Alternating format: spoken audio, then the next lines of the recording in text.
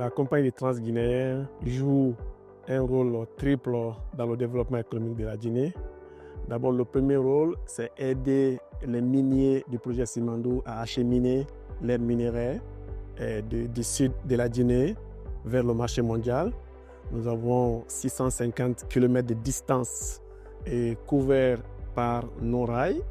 Sur ces rails, nous aurons environ 160 locomotives qui vont tourner 24 heures sur 24. Et nous aurons près de 7000 wagons qui seront tirés par ces locomotives pour acheminer le minerai vers le marché mondial. C'est l'une des plus grandes logistiques sur le continent et l'un des plus grands projets, quasiment le plus grand projet aujourd'hui intégré dans le monde. La CTG, c'est aussi certainement le plus grand port minéralier du continent africain qui va avoir 120 millions de tonnes de minerais sortis par an. C'est aussi un port conventionnel qui va recevoir des produits non miniers et qui va aussi acheminer les produits agricoles notamment vers le marché mondial. Donc la CTG aujourd'hui, avec ses infrastructures, se positionne comme un leader de logistique dans la sous-région et leader non seulement pour les produits miniers mais aussi pour les produits non miniers parce que c'est une ligne multi-useur et multi-usager. Ça veut dire quoi? Ça veut dire que la ligne peut transporter des produits non miniers et la ligne peut aussi être utilisée par d'autres investisseurs, par d'autres personnes à part les investisseurs principaux qui sont ceux du Simandou. Donc la CTG, c'est avant tout des milliers d'emplois qui sont créés et c'est surtout la facilité qui est donnée aux agriculteurs d'acheminer leurs produits agricoles des zones de production vers les zones de consommation. C'est aussi et surtout la possibilité qui est donnée aux importateurs de produits tels que pétroliers, qui ont la facilité aujourd'hui d'utiliser nos trains à wagons pour acheminer par exemple leur pétrole vers l'intérieur du pays. Donc la CTG, c'est vraiment cette nouvelle Guinée qui commence à prendre position, qui s'est dit qu'il faut commencer par les infrastructures parce qu'elles sont la base du développement et à partir de ces infrastructures-là, nous allons partir à l'industrialisation parce qu'à part les ports et les rails, la troisième chose qui appartient à la CTG, c'est l'acierie qui sera construite parce que notre ambition, c'est de ne pas seulement exporter le minerai brut, mais c'est surtout aussi transformer le minerai en Guinée ici. La CTG, c'est environ 15 milliards de dollars d'investissement.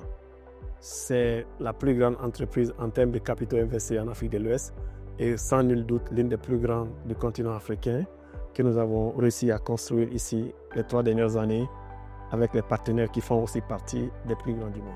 Nous sommes inscrits pleinement dans la vision de l'État guinéen. Première chose, la création d'emplois pour les Guinéens.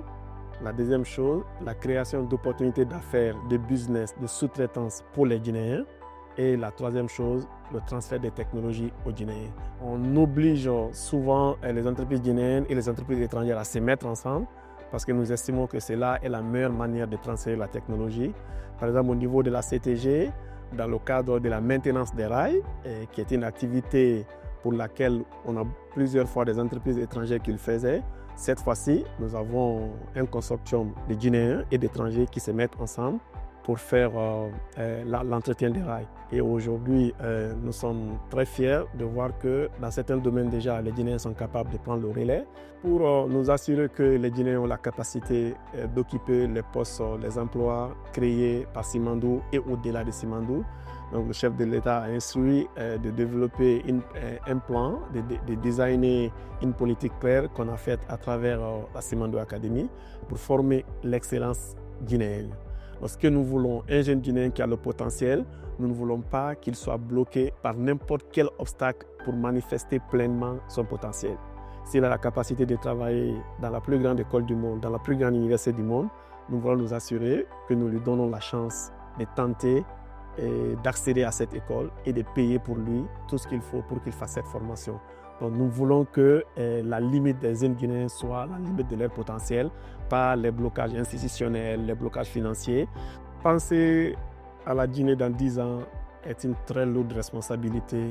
Nous sommes convaincus que nous sommes sur la bonne trajectoire pour que dans 10 ans, la Guinée puisse complètement être transformée, que dans les zones les plus reculées de la Guinée, on ait accès à l'éducation, à la santé, à l'électricité, aux routes. et que le Guinéen de partout dans le monde soit fier de son pays. Donc c'est pourquoi aujourd'hui nous appelons non seulement tous les fils de la Guinée à se joindre à nous pour écrire cette belle histoire, mais aussi nous appelons tous les fils de l'Afrique et nous ouvrons nos portes au monde entier pour venir travailler avec nous.